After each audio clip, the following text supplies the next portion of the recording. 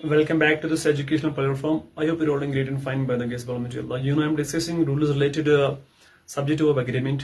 इसके ऊपर मैंने 5-6-7 वीडियो लेक्चर्स अपलोड किए हैं अपने दोनों प्लेटफॉर्म्स पे भी, चाहे वो फेसबुक पेज हो मेरा या यूट्यूब चैनल है मेरी by the same name Arif speaks, और इंस्टाग्राम पेज पे भी। आज के सेशन में और 2-3 पॉइंट्स डिस्कस करेंगे आपके साथ। आई होप आप मेरे इस सेशन में एंड तक बने रहेंगे so that you will understand everything about this particular rules. So without further delay, let us get started. यहाँ पे लिखा है मैंने rule number 18, when the subject of a sentence is phrase। अच्छा पॉइंट है, अगर हमारे सेंटेंस का सब्जेक्ट होगा phrase, you know phrase group of words having some meaning but not complete, but sentence का हिस्सा बनता है। The verb agrees with the main subject. अब उसमें क्या होगा, 2 सब्जेक्ट हो सकते हैं, तो उस केस में जो हमारा मेन सब्जेक्ट होगा उसके साथ ही वो एग्री करेगा। अगर सब्जेक्ट होगा सिंगुलर तो वो भी आएगा सिंगुलर मेन सब्जेक्ट, अगर मेन सब्जेक्ट होगा प्लूरल तो वो भी आएगा प्लूरल। केस ऐसा है। The quality of orange is not good. अब यहाँ पे बच्चे कहेंगे सर यहाँ पे ऑरेंजेस है तो वो बनना चाहिए, लेकिन मेन जो हमारे यहाँ पे है सब्जेक्ट इसमें that is quality, and quality is a singular subject, that's यहाँ पे जो वर्ब यूज हुआ है that is singular also, not oranges.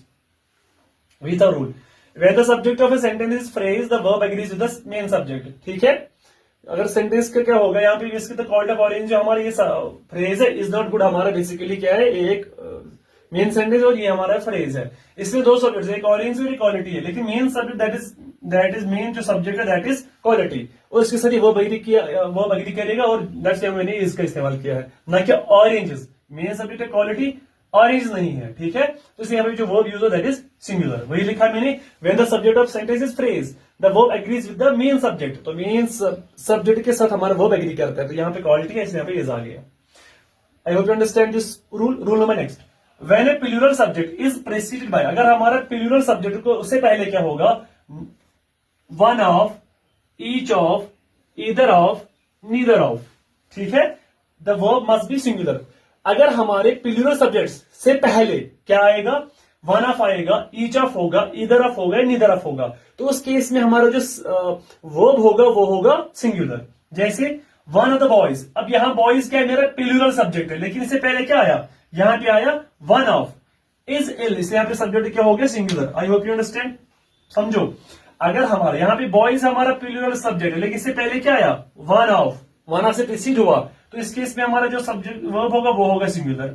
Neither of the books, यहां बुक्स मेरा प्लूरल सब्जेक्ट है, लेकिन ये किससे प्रीसीड हुआ, नीदर ऑफ से, तो इस केस में जब भी आपको ऐसे सेंटेंस मिलेगा एग्जाम में पूछे जाते हैं, either of, neither of, each of and one of, अगर ऐसे सब्जेक्ट्स होंगे आपके सेंटेंसेस और सब्जेक्ट होगा प्लूरल, स्टूडेंट कहता है हाँ सब्जेक्ट प्लूरल है तो वो भी आएगा plural.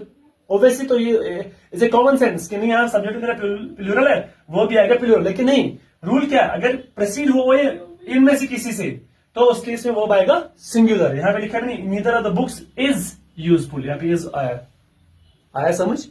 I hope you understand these 2 points, और आप इनको अच्छे से समझोगे। कहीं भी कोई कंफ्यूजन होगा आप मुझे बता सकते हो कमेंट सेक्शन में, आई विल बी देयर। आज के सेशन में इतना ही रखते हैं। Thanks for watching the video, do like share follow page as well as my YouTube channel.